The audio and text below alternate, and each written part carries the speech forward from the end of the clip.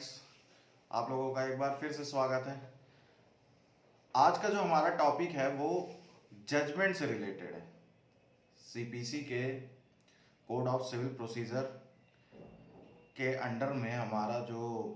Judgement होती है, judgement से रिलेटेड आज एक टॉपिक हम लेंगे। वो टॉपिक जो है आपका जो है डिस्क्राइब करेगा कि किस तरीके से जजमेंट प्रोनाउंस की जाती है, ठीक है, और कब साइन की जाती है, ठीक है, क्या क्या रूल हैं इसके। तो जैसा कि जो जजमेंट है वो ऑर्डर 20 में डिस्क्राइब किया गया है सीपीसी में। उसका जो रूल 1 है उसमें बताया गया है judgment when pronounced. Judgment when pronounced में जो रूल 1 और सब रूल 1 है उसके अंडर में ये बताया गया है कि जो जजमेंट है वो जज के द्वारा एक खुली कोर्ट में, एक ओपन कोर्ट में वो जजमेंट दिया जाएगा। अगर मान लीजिए कि जो जजमेंट है उस जज के द्वारा उस दिन ओपन कोर्ट में उसका जजमेंट नहीं दिया जाता है, या कोई ऐसी बात आ जाती है कि मान लीजिए कि आज जजमेंट वो देने वाला था, सबको पता चलता है, ठीक है, लेकिन वो किसी प्रॉब्लम की वजह से, किसी समस्या की वजह से उस दिन जजमेंट नहीं दे पाता है, तो वो फ्यूचर में कोई एक दिन तय करेगा, डिसाइड करेगा, और उस दिन वो उस जजमेंट को पास करेगा। और उस जजमेंट को पास करने से पहले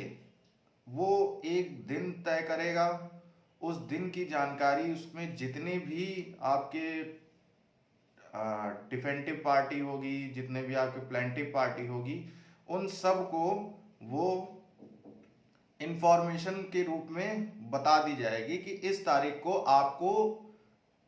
आना है और इस दिन हम इस पर जजमेंट देंगे। कम से कम 30 दिन के अंदर में इस काम को करना होता है कि आप उन लोगों को इन्फॉर्म कर दें, मतलब जज जो कोर्ट होगी वो इन्फॉर्म कर देगी उनको, और उस 30 दिन के अंदर में वो इन्फॉर्म करके उसके ऊपर एक लास्ट कंक्लूसिव जजमेंट देगी। लेकिन कभी कभी ऐसे एक्सेप्शनल केसेस आ जाते हैं कि एक महीने के अंदर नहीं पॉसिबल हो सकता, तो जो वो कोर्ट है वो ज़्यादा से ज़्यादा 60 दिन के अंदर में, मतलब 60 दिन, वो जो 30 दिन का समय है उसको 60 दिन तक बढ़ा सकता है, 60 डेज तक उसको एक्सीड कर सकता है वो, और आपका जो है उसके ऊपर जजमेंट दे देगा। अब बात करते हैं हम रूल 1 सब रूल 2 की। रूल 1 सब रूल 2 जो सीपीसी का है वो बोलता है it shall be sufficient to read out the finding of the court on each issue and the final order passed in the case, ठीक है। तो इसमें ये बोला गया है कि आपका जो कोर्ट है, मान लीजिए कोर्ट कोई जजमेंट दे रहा है किसी केस का, ठीक है, मान लीजिए कि किसी का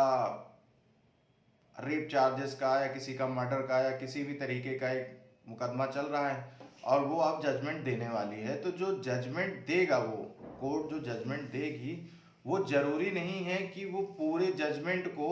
आपको पढ़ के सुनाए। वो बस उसमें से थोड़ा थोड़ा जो उसको लगेगा कि हाँ ये एक इम्पॉर्टेंट पॉइंट है, ये एक इम्पॉर्टेंट फैक्ट है उस इश्यू के ऊपर जो हमको इनको पढ़ के बताना चाहिए, वो सिर्फ उतना पढ़ के उसको बता देगी। लेकिन जो उसका रिटन डॉक्यूमेंट होगा, उस जजमेंट का जो रिटन डॉक्यूमेंट होगा वो हर पार्टी को दे दी जाएगी, चाहे वो प्लेंटिफ हो चाहे वो डिफेंडेंट हो, वो दोनों की दोनों जो पार्टियां होंगी उनको दे दिया जाएगा। अब जब ये पार्टी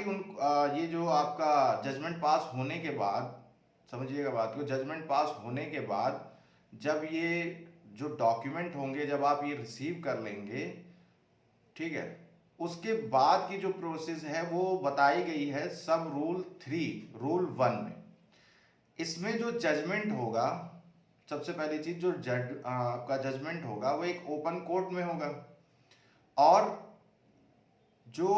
जजमेंट वो देगा, जो जजमेंट वो उस किसी भी केस के ऊपर देगा, वो जजमेंट जो है, जो उसके अंडर में शॉर्ट हैंड टाइपिस्ट होगा, वो उस जजमेंट को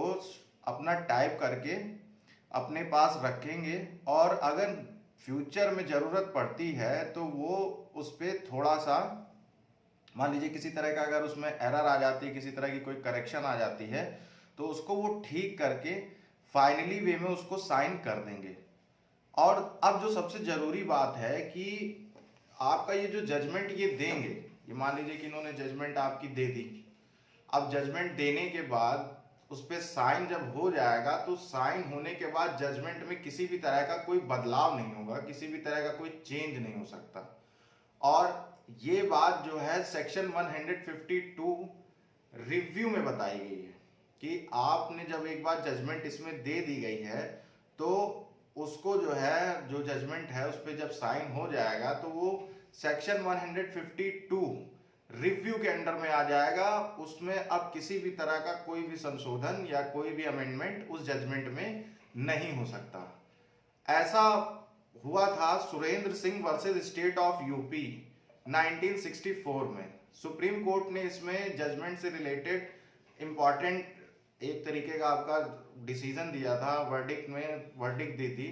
कि आपका जो ये जजमेंट होगा, ये जजमेंट जब एक बार साइन कर दिया जाएगा तो इसमें किसी भी तरह का कोई बदलाव नहीं किया जाएगा, और वही एक कंक्लूसिव जजमेंट होगा जिसे आपको मानना पड़ेगा। सो आई होप कि आप लोगों को जजमेंट के बारे में अच्छे से समझ में आया होगा कि जजमेंट किस तरह से प्रोनाउंस की जाती है, ठीक है, और उसके लिए क्या क्या जरूरी चीज़ें हैं, क्या क्या एसेंशियल्स हैं, ये भी आपको समझ में आ गया होगा। So thank you very much. Please like, subscribe and comment.